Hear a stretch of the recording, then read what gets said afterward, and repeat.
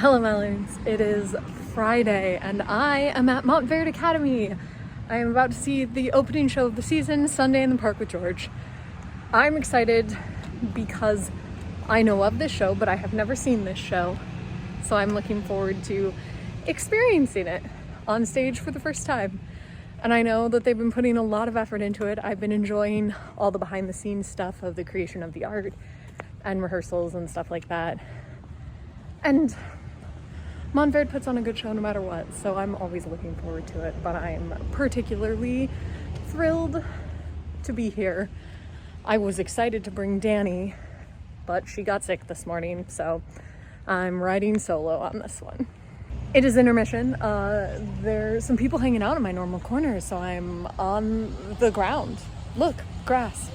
The first act has been really enjoyable. It's a beautiful show and really incredible performers. And here's the thing, is that Lily is really, and that's still not enough reallys, incredible.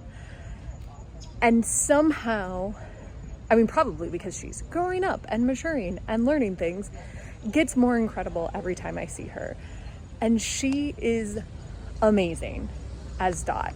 And I don't just mean her singing, which has always been absolutely point perfect ever since I first saw her. I specifically mean too her performance, and particularly in the opening number that she's got, Sunday in the Park with George. She has to hold her body still for most of it because the point of the piece is that she is posing for a portrait.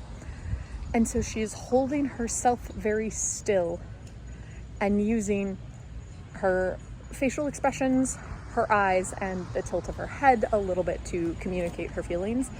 And she did such a superb job with that. Like, you could follow that whole journey that entire time. And Javier is so endearing as George. I realize that George has a lot of problems. But Javier's portrayal just softens my heart and is really wonderful. And so I've really enjoyed musically and the energy that he puts into the piece, particularly, which I think the song is Lights and Color. I might be wrong about that. But the energy that he puts into when he's creating the painting and sort of singing opposite Dot. And I really like a little bit of a manic edge to the creation of the painting and the needing to continue, and watching that come out in his body is really impressive. I liked the staging of that. I told you I haven't seen this on stage, so maybe this is just always the way it is, but it is a huge canvas with a big circle cut out of the middle that you can see him through. And I love it being done that way rather than a painting that he faces or anything like that. I love that he's working on something that he can see and we can't see.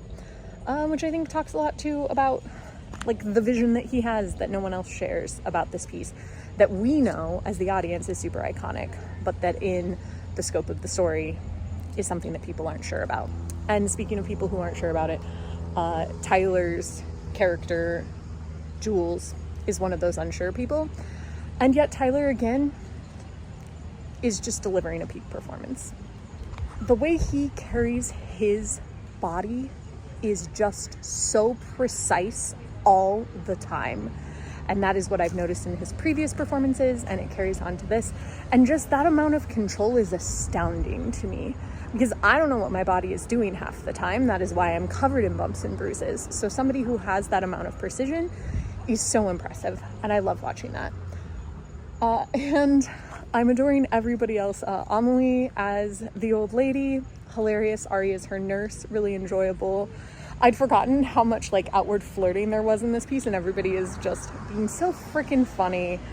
There's a lot of wordplay in this too that they are delivering really well, and so I'm really enjoying that. And also, I'm not sure if it's because of where my headspace is now with a lot of fandom interactions that I've been doing and things like that, but I did have the thought as I was sitting there that Sunday in the Park with George is just fan fiction about what could have happened with this artist in this place. And I just think that that's really funny. But I've enjoyed Act 1. And I look forward to heading back in for the second half, which fast forwards us 100 years.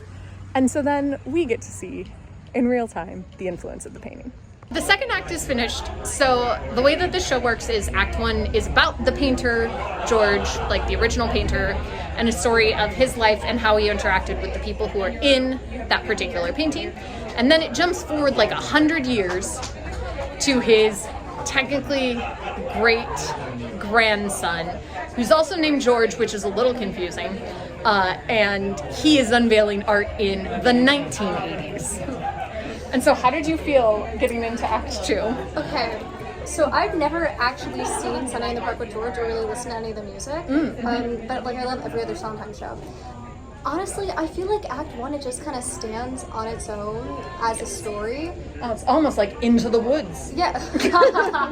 You don't need second act. Everything just goes downhill. You know. But this doesn't go downhill the second Yeah, act. that's true. Some people were saying they felt like second act fully pulls it together. I kind of just like the first act on its own. The performances were still as strong. I really have nothing to say about the performances other than they were amazing. Amelie stood out. Tyler stood out. Tyler's so good. Oh, I talked about so little and now he's. I talked about it during intermission that like Tyler's precise control of his body is astounding to me, a person who runs into the table that's been in the same position in my house every day. He was amazing. Yeah, he's so good. But I loved it. It was great, and all the performances were. And oh my gosh, yes.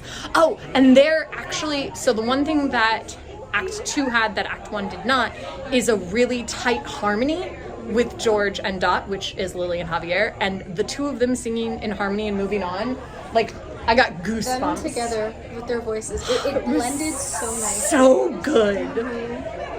So good. And the 80s costumes, fantastic. Yeah. All around. Everybody's, well, I don't know. Guys Kind are... of 70s. Like they different inspirations. Everyone felt like a real person. rather than just a character. Yeah, and I really liked that. Like, it was very clear who were artists and who were just, like, business people and, like, well-chosen outfits in that whole way.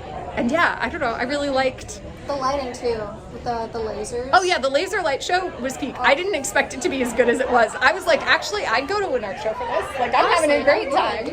I was upset when the power went out because I was like, oh, but I was really enjoying Does that. that actually happen in the show? Yeah. Or is it, okay. Yeah. So That's I was in the show. like, I've never seen a version of the show where they are waiting 18 years for the screen for this PowerPoint, though. Like, that was funny. Oh, yeah. the PowerPoint, it just... We waited forever, but it was funny. Yeah, but it was milked really, really well, and like the staging for that is really, a lot of the really comedic good. beats, it felt like were hit super well. Yes. And also that Sondheim was understood musically.